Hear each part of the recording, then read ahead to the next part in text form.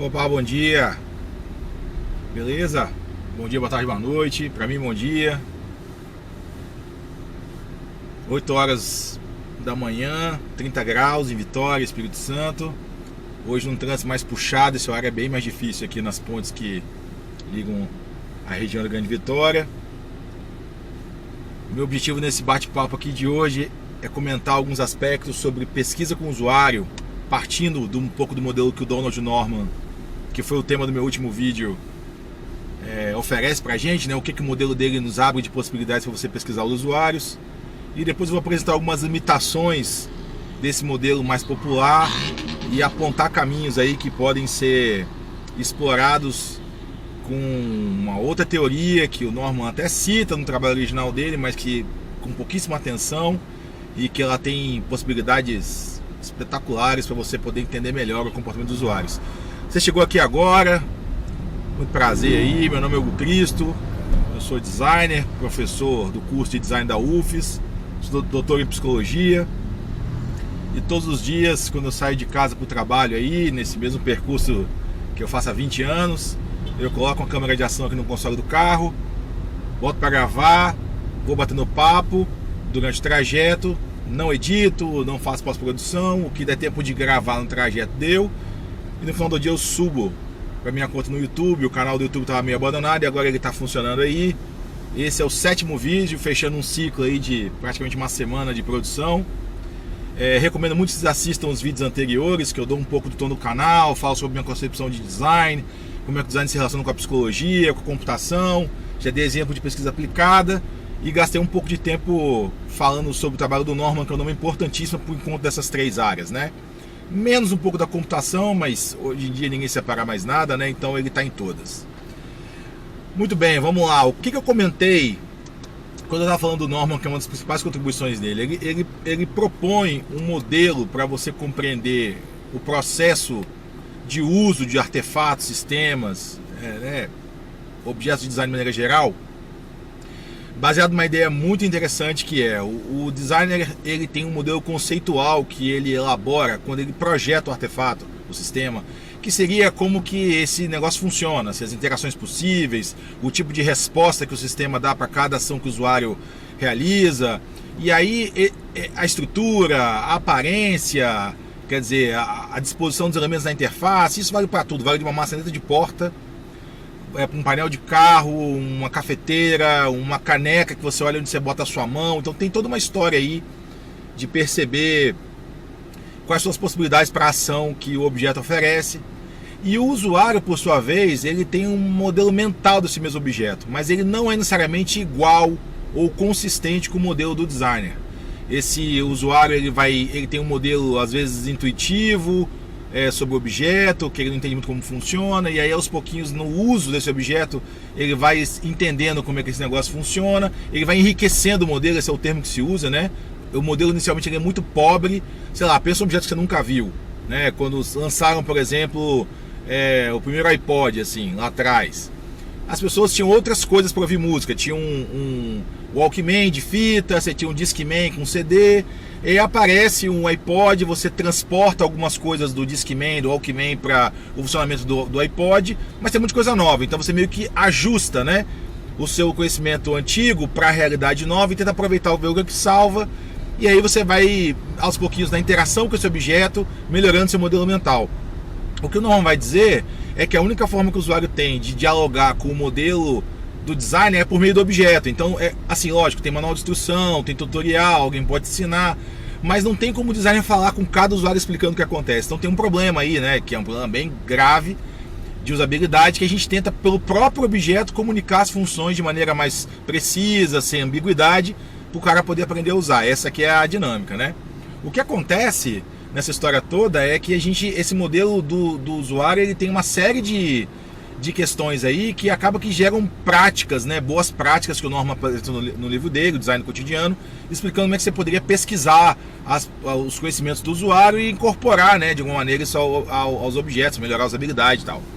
E isso é uma coisa óbvia, faz muito sentido, é uma ideia razoável e tem, por exemplo, eu poderia discutir essa mesma coisa de como é que eu lido com o novo em relação ao que eu já sei, utilizando a teoria pagetiana, por exemplo, ele vai falar isso nos termos de assimilação e acomodação. Quando eu tenho uma situação nova, que ela tem propriedades que se parecem com o que eu já sei fazer, eu meio que assimilo as minhas estruturas de conhecimento anteriores. Se esse conhecimento é muito disparo, muito fora do que eu já sei, eu preciso acomodar ele, então tem um desequilíbrio cognitivo aí, que você se engaja em ações para poder dar conta daquela situação, e aí você acaba constrói novas estruturas cognitivas que dão conta daquele caso ali. Então tem assimilação e acomodação. Eu poderia falar do processo de internalização do Vygotsky, que também é útil e serve. Eu poderia falar nos termos do Moscovici, da teoria das representações sociais, em que você também transforma o não familiar em familiar, né, incorporando aquele conhecimento, uma estrutura de conhecimentos que você já tem. Então tem um monte de gente na psicologia que explica esse processo de você trazer o que é novo para as estruturas conhecidas. Então isso aí é uma coisa que é normal e a gente pode entender de várias maneiras. O que dá para fazer com essa história do Norman, e que normalmente se faz, né, você tenta investigar o modelo mental do usuário. E tem várias maneiras de fazer isso, né? Se faz com entrevista, se faz com teste em condições de laboratório, que você entrevista o cara e bota ele para usar o objeto e tenta entender como funciona. Você pode coletar dados, né, com esses rastreadores online aí, em aplicativos, em sites, saber o que o cara está fazendo, mapa de calor e tal. Mas tem uma coisa interessante aí, que é o seguinte: a diferença entre o modelo original de pesquisa para isso e o que se faz normalmente, eu estou falando isso como professor até, né? O que a gente faz para ensinar o aluno a fazer pesquisa com o usuário? Quase sempre você cria uma situação experimental ali, experimental no sentido, né, aproximado. Uma situação artificial, para melhorar assim, que você inventa uma tarefa usando um artefato, um sistema e tal, e você pede para o usuário tentar fazer aquela tarefa, e você observa como que ele faz a tarefa, anota as dificuldades, tenta melhorar. Você às vezes pergunta para o cara se ele já conhece alguma coisa naquela linha. Então, por exemplo, sai o WhatsApp, não existe o WhatsApp. Você pode perguntar para o usuário o que ele já usa de mensageiro. Então, tinha mensagem do Facebook, você tinha SMS, você tinha ICQ, agora vou dar de bem velho aqui, né? MSN, coisas que tinham esse mesmo papel de você trocar mensagem. E aí você sabe que o cara tem alguns padrões que você está acostumado a usar, e o WhatsApp introduz novos, você meio que suaviza aí as barreiras de entrada, né? Ele tenta aproveitar que o cara já sabe para poder apresentar o novo. O negócio é que quase sempre a gente esquece que o Norman disse que o processo de desenvolvimento desse modelo mental, ele é um processo. E quando você entrevista uma pessoa no momento, pede para fazer uma tarefa, você está olhando uma foto. Quando o que interessa para a gente é como se fosse um vídeo. A aprendizagem de uma tarefa, ela não é uma coisa que acontece em 30 minutos, nem 1 hora, nem 2 horas. Às vezes ela leva meses. E quando você toma uma decisão de observar as fragilidades do objeto naquele momento do teste, você está correndo o risco de justamente investigar o cara no momento em que ele está com a dificuldade, e que daqui 5 minutos ele podia resolver aquela dificuldade e você não observou.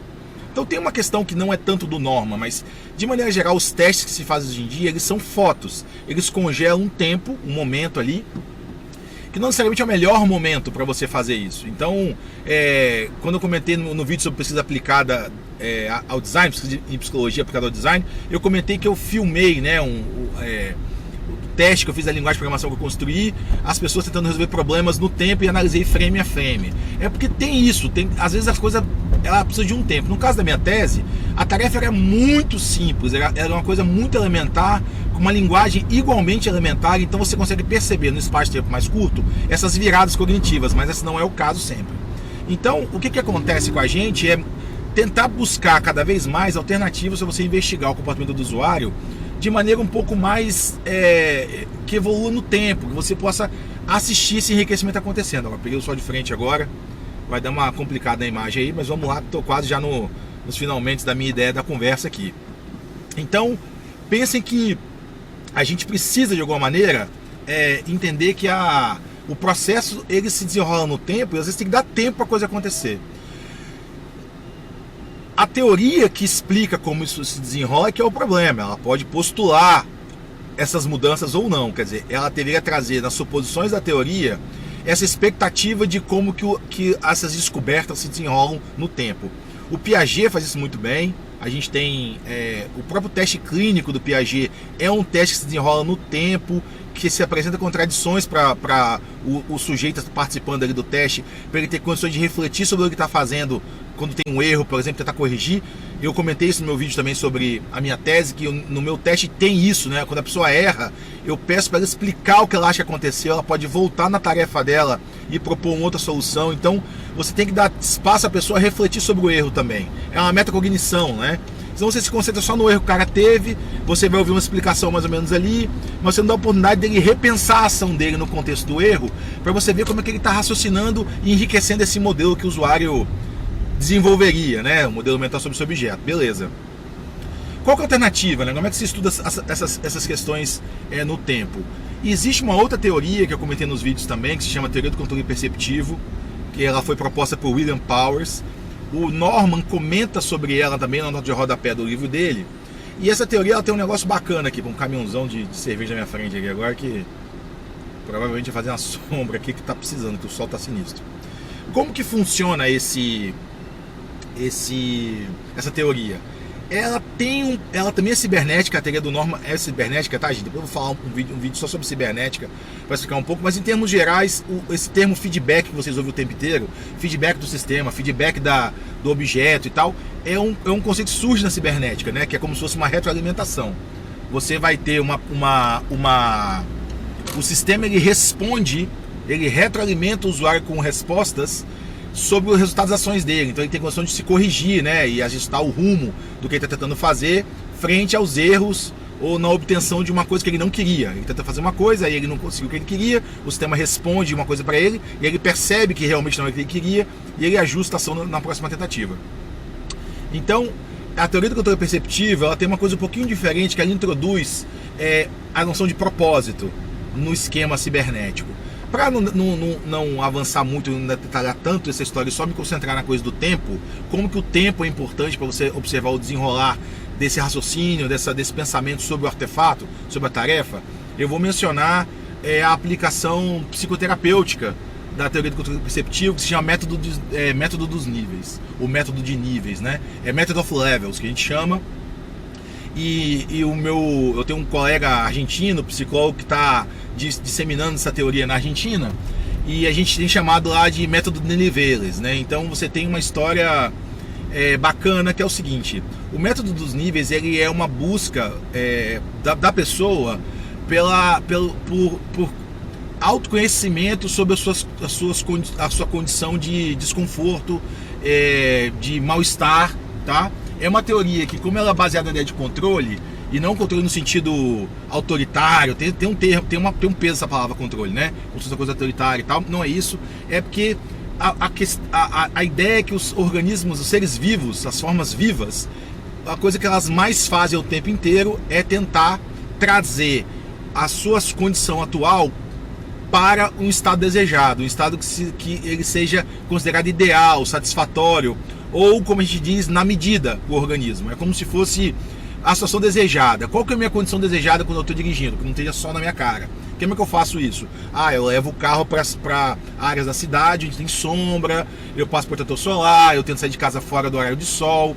Então, esse propósito, essa minha condição desejada, ela me faz perceber situações que não são satisfatórias, e eu tento trazer o meu estado de coisas para a condição satisfatória. Eu tenho que me engajar em ações para isso. Então eu preciso, sei lá, passar protetor solar, mudar o horário de sair de casa de carro. Essas coisas, elas me trazem conforto e bem-estar, porque eu vou dirigir numa situação que eu considero adequada, ideal para mim. Em relação à saúde mental é parecido. Quando você está numa situação onde que você perde o controle das condições que você considera ideais, isso gera desconforto, e você muitas vezes não entende que a fonte de desconforto podem ser objetivos simultâneos e conflitantes. Você quer duas coisas ao mesmo tempo. Por exemplo, eu quero sair de casa cedo para chegar cedo no trabalho, mas eu não gosto de dirigir no sol. Então todo dia eu saio cedo de casa, vou incomodar até o trabalho, porque chegar cedo para o meu dia render é tão importante ou mais para mim do que não dirigir no sol. Então tem esse conflito aí. O que o método de níveis faz, o terapeuta, né, que acompanha as pessoas no método de níveis, é ajudar os indivíduos a perceberem esse conflito dos seus objetivos, dos seus propósitos. E uma vez que você toma consciência desses conflitos, você pode se engajar na mudança de comportamentos ou na aprendizagem de outros comportamentos, como por exemplo, eu poderia, sei lá, tentar mudar meu turno de trabalho ou flexibilizar a ideia de que chegar cedo é importante. Então você tem uma história aí que ela é interessante de você buscar uma autoconsciência e o reconhecimento de objetivos que você tem que possam ser incompatíveis e que sejam fontes de desconforto, né, de sensação de perda de controle. E quando eu olho para as questões de usabilidade, isso não é muito diferente. Às vezes a pessoa está querendo fazer duas coisas ao mesmo tempo. Ela tem dois propósitos na tarefa, ela tem duas ideias conflitantes que governam o comportamento na realização daquela tarefa. E aí, o que a teoria do controle perceptivo vai dizer?